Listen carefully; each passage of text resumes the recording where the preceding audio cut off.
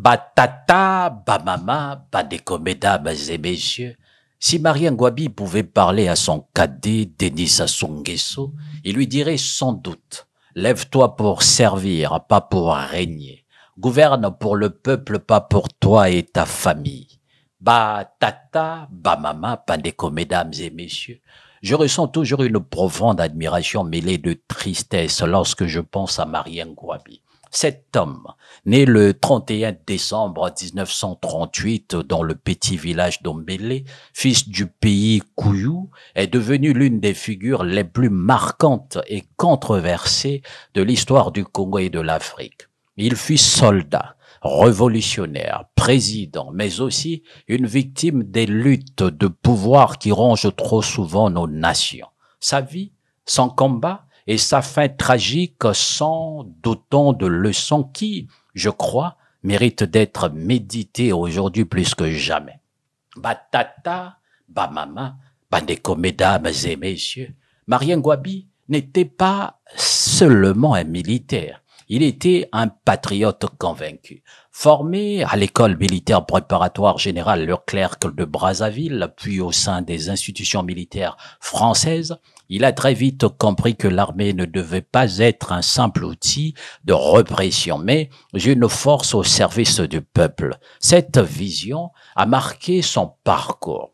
Il refusait de voir l'armée transformée en bras armés des élites politiques ou des intérêts étrangers. Cette posture courageuse l'a conduit plutôt à s'opposer aux réformes du président de l'époque, Alphonse Massamba Deba, notamment la création de la défense civile qu'il voyait comme une milice partisane. Cette opposition a fait de lui une figure de résistance, mais aussi une cible. Tata, bamama, bandeko, mesdames et messieurs, Marie Ngouabi n'a pas attendu d'avoir tous les pouvoirs pour agir. Par ses discours et ses décisions, il incarnait l'idée d'une armée populaire, une armée enracinée dans le peuple et protectrice de l'intérêt général. Pourtant, et c'est là une des grandes leçons de son parcours, le pouvoir ne se prend jamais sans résistance. Autour de lui, les rivalités ethniques et politiques s'intensifiaient. On dit souvent que quand la maison brûle, les termites ne cessent de creuser. C'est exactement ce qui s'est passé sous son régime. Pendant qu'il consolidait son pouvoir, des forces internes, parfois issues de son propre camp, préparaient sa chute.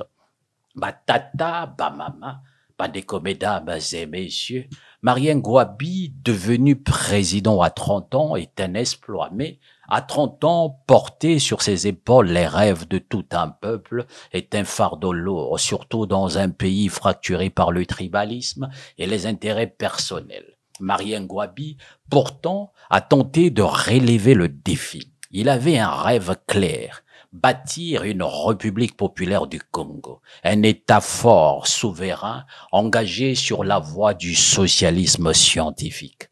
Ce n'était pas qu'un simple slogan idéologique, c'était pour lui une stratégie de libération nationale et continentale.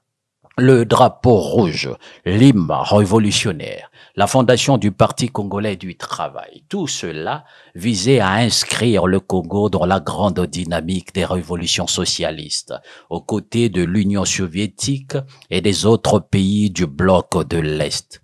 Mais Ngouabi n'était pas qu'un président tourné vers l'extérieur. Il avait conscience que la libération du Congo ne se ferait que si le peuple congolais participait activement à l'effort national.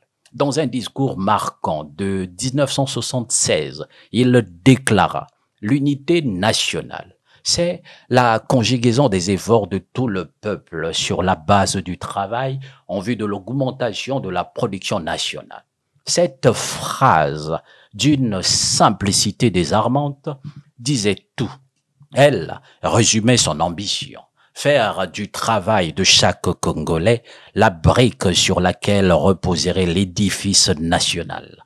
Mais la réalité du pouvoir est bien plus complexe que les rêves.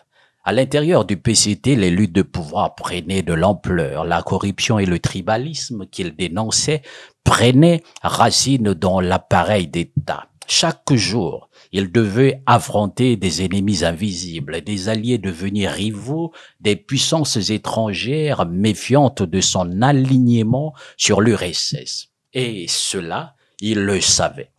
Bah tata, bah maman, Bandeko, mesdames et messieurs, Marien Gouabi avait-il le pressentiment de sa fin tragique? Je me demande souvent. Quelques jours avant son assassinat, il avait prononcé des mots qui résonnent encore aujourd'hui. Lorsque ton pays est sale et manque de paix durable, tu ne peux lui rendre sa propriété et son unité qu'en le lavant avec ton sang.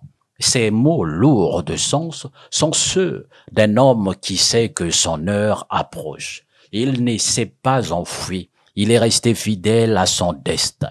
Le 18 mars 1977, Marien Gouabi fut assassiné par un commandant armé. Ce jour-là, le Congo a perdu plus qu'un président.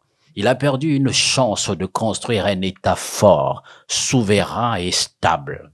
Qui l'a tué? Pourquoi? Les versions divergent encore. Certains accusent ses proches collaborateurs, d'autres pointent du doigt des acteurs étrangers comme la France, les États-Unis. D'autres encore évoquent les divisions internes au sein du Parti congolais du travail. Ce qui est certain, c'est que la trahison venait de l'intérieur. Les ennemis du peuple ne sont pas toujours ceux qu'on voit à l'extérieur. Ils se cachent souvent au sein de la maison, monsieur le président actuel. Batata, bamama, Bandeko, mesdames et messieurs. Aujourd'hui, 31 décembre, Marien Gouabi aurait eu 86 ans. Que serait-il devenu? Quelle vision porterait-il aujourd'hui sur l'état de la République du Congo? S'il était encore parmi nous, peut-être nous rappellerait-il avec sa voix empreinte de gravité que l'unité nationale et la souveraineté économique ne sont pas des slogans, mais des combats de tous les jours. Sa longévité, si elle avait été possible, aurait peut-être permis de guider le Congo vers plus de stabilité, de justice et d'équité. Mais en son absence, nous n'avons que son héritage pour éclairer. Batata, bamama, Bandeko, mesdames et messieurs, depuis sa mort, le Congo a-t-il su honorer son héritage? Je crains que la réponse soit négative. On a donné son nom à l'université de Brazzaville, mais cela suffit-il? Les idéaux de Marien Gouabi, unité nationale, justice sociale, souveraineté économique, sont-ils encore d'actualité aujourd'hui? Le tribalisme gangrène encore la société congolaise. La corruption n'a jamais été aussi forte. Les ressources du pays qui devaient profiter à tous enrichissent une élite minoritaire pendant que la majorité de la population vit dans la précarité. L'armée qu'il voulait apolitique et au service de la nation est devenue à plusieurs reprises un instrument de pouvoir pour certains régimes. Il aurait suffi de relire l'histoire de Marien Gouabi pour éviter de répéter les mêmes erreurs. Le chemin du futur se construit avec les pierres du passé, dit un proverbe bantou. Mais au Congo, je vois des dirigeants qui refusent de regarder le passé en face. Ils ne veulent ni des leçons ni des pierres. Ils préfèrent les effacer ou les briser. Batata, bamama, Bandeko, mesdames et messieurs, alors que devons-nous retenir de Marien Gouabi? Était-il un héros ou un martyr?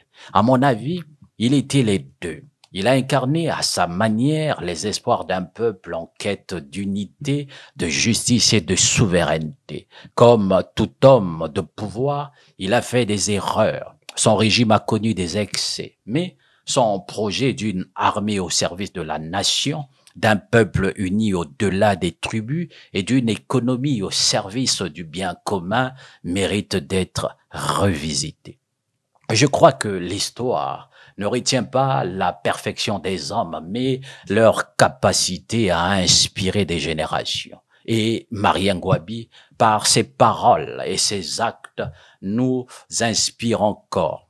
Aujourd'hui, alors que le Congo vacille sous le poids des crises politiques et économiques, peut-être devrions-nous nous rappeler de lui, pas pour idolâtrer un homme, mais pour redonner vie à ses idées. Car une chose est certaine, un leader meurt, mais les idées survivent.